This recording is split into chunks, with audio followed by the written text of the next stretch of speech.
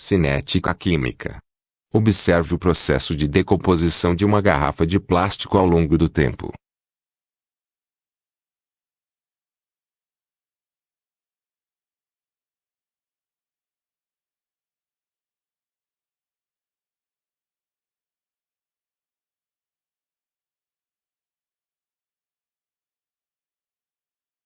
Agora, observe o processo de decomposição de uma garrafa de plástico ao queimar.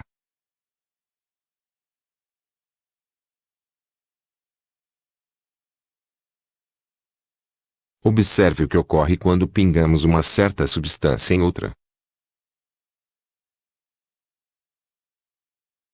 O que essas situações possuem em comum é que as composições dos materiais foram modificadas pela temperatura, de modo mais lento ou mais rápido.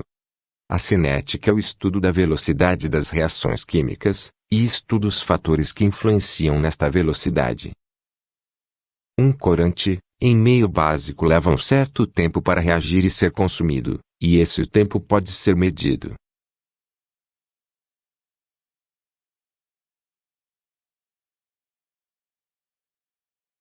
Matematicamente, a velocidade de uma reação registra o quanto as quantidades variaram em um intervalo de tempo.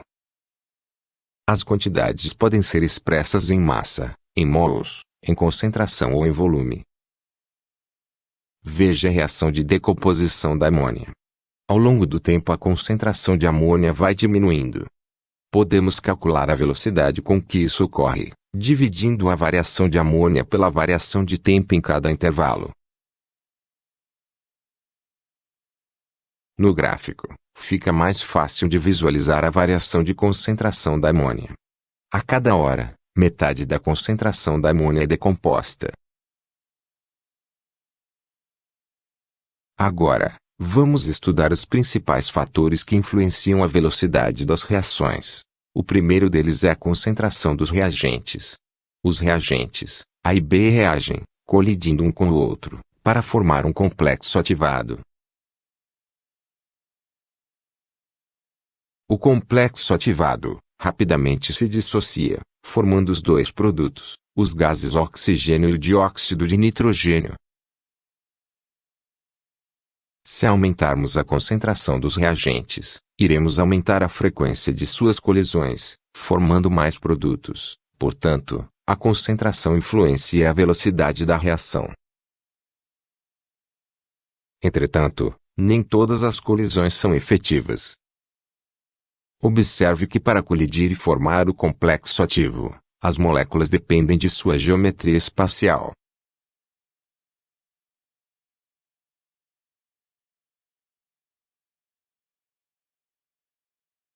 Além da geometria, a efetividade no choque depende da energia que ele ocorre, chamada de energia de ativação. Observe. A energia de ativação é o valor mínimo de energia que as moléculas dos reagentes devem possuir para conseguir realizar uma colisão eficaz. Esse valor não depende da concentração nem da temperatura. Cada reação tem sua energia de ativação com valor próprio. Observe que, no gráfico é mostrada a diferença de energia entre os reagentes e os produtos, a entalpia, representado pelo ΔH. E é mostrado a energia mínima para que os reagentes colidam e formem o complexo ativado, representada pela letra E.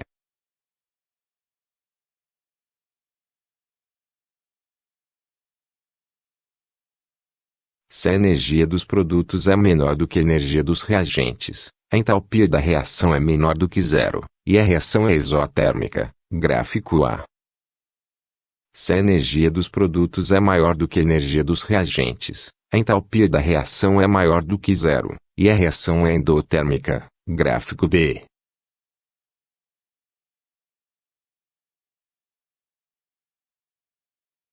Vamos analisar a relação entre a concentração e a velocidade. Veja a reação de decomposição do anidrido nítrico. Observe na tabela abaixo que, se dobrarmos a concentração, a velocidade também dobra. Se triplicarmos, a velocidade também triplica. Isso significa que a velocidade dessa reação é diretamente proporcional à concentração de anidrido nítrico. Isso pode ser expresso por uma equação, denominada lei cinética da reação, onde K é uma constante de proporcionalidade. Podemos calcular o valor de K, substituindo na equação os valores descritos na tabela.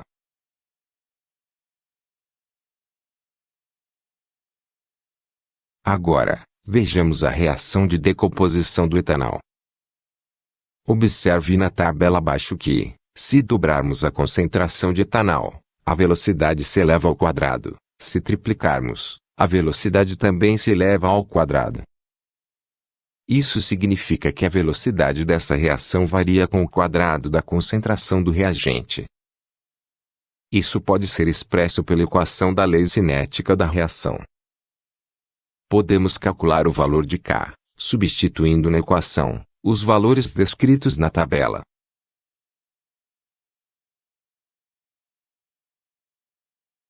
Agora, vamos ver a reação entre o hidrogênio e o monóxido de nitrogênio. Repare que a velocidade da reação depende tanto da concentração de hidrogênio como de monóxido de nitrogênio.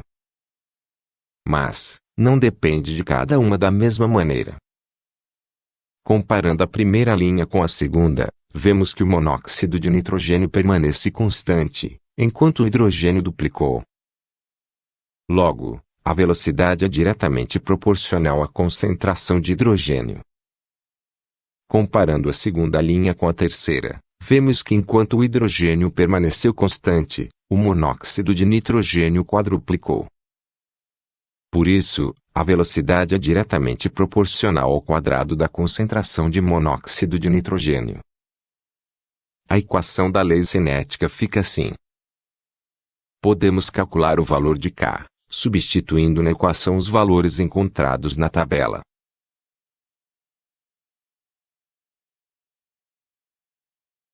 Vamos calcular a ordem de uma reação a partir da equação da lei cinética. Como calculado até aqui, a velocidade de uma reação é proporcional à concentração dos reagentes, elevadas a números que são determinados experimentalmente, chamados de número de ordem. Portanto, a equação da lei cinética geral tem essa expressão, onde V é igual à velocidade da reação, K é igual à constante de proporcionalidade, X e Y são iguais à concentração do reagente X e Y, respectivamente, e mN são a ordem da reação em relação a cada reagente, calculadas experimentalmente. Assim, disse que a reação de decomposição do anidrido nítrico é de ordem 1, ou primeira ordem. A reação de decomposição do etanol é de ordem 2, ou de segunda ordem. A reação entre o hidrogênio e o monóxido de nitrogênio é de ordem 1, ou primeira ordem, em relação ao hidrogênio, e de ordem 2, ou segunda ordem, em relação ao monóxido, sendo a ordem global a soma de M mais N, ou seja, ordem global 3, ou terceira ordem.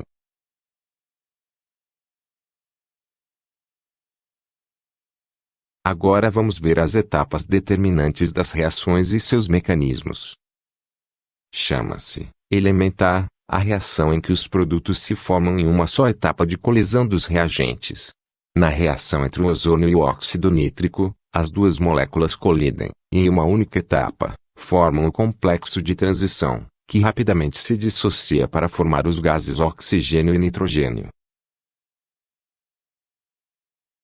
Para essas reações elementares, a equação da lei cinética, que expressa a velocidade, é o produto de K, multiplicado pela concentração de cada reagente, elevado ao número de moléculas de cada um que participa da colisão efetiva.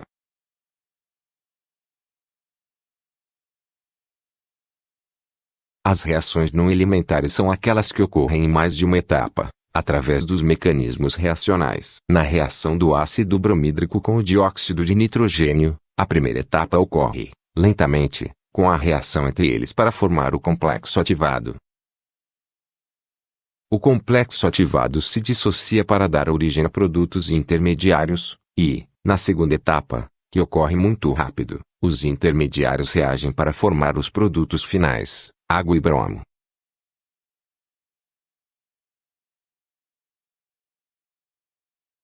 Portanto, a reação final é a soma de todas as etapas, chegando-se à expressão da reação global. Entretanto, a velocidade da reação é determinada pela etapa lenta, e a equação da lei cinética é expressa em relação a essa etapa.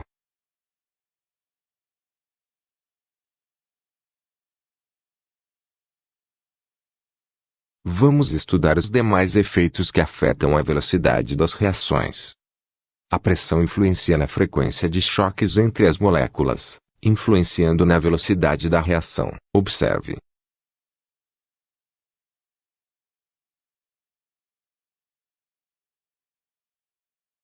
Outro fator que influencia na velocidade das reações é a temperatura. Observe que, quando aumentamos a temperatura, a frequência e o número de colisões aumenta. A superfície de contato da substância também influencia na velocidade. Repare, o que ocorre com a mesma substância, inteira e pulverizada. Vamos estudar os efeitos dos catalisadores sobre a velocidade das reações. Os catalisadores participam alterando o caminho da reação, abaixando efetivamente a energia de ativação, sem serem consumidos. Na reação pelo caminho A, sem uso de catalisador, a energia de ativação é mais elevada. Na reação pelo caminho B, usando o catalisador, a energia de ativação é bem menor. O processo de catálise pode ocorrer de duas maneiras: catálise homogênea e catálise heterogênea. Na catálise homogênea, o catalisador e os reagentes formam uma só fase. O dióxido de nitrogênio é um catalisador que reage com o dióxido de enxofre para formar um intermediário, e depois o trióxido de enxofre, liberando o monóxido de nitrogênio. Este reage com o oxigênio da reação regenerando o dióxido de nitrogênio inicial. Ou seja, é como se ele não tivesse participado da reação.